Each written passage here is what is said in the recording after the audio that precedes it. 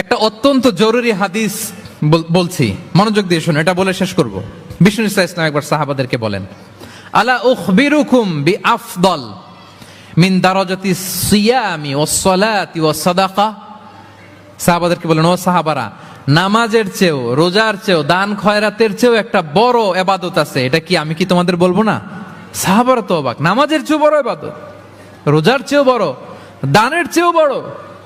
ক্বালু বালা ইয়া রাসূলুল্লাহ। সাহাবারা বললেন, অবশ্যই হে নবী, হ্যাঁ আপনি বলেন সেটা কি? বিষ্ণু ইসলাম বললেন, ইসলাহু যাতিল বাইন, বিবাদমান দুই গ্রুপকে মাঝখান দিয়ে যে মিলিয়ে দেয়া।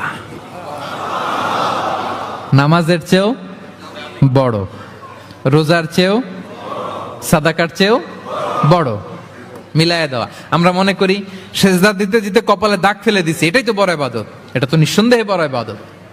আমরা মনে করি হজ করতে করতে শেষ করে ফেলতেছি, এটাই বড় ইবাদত।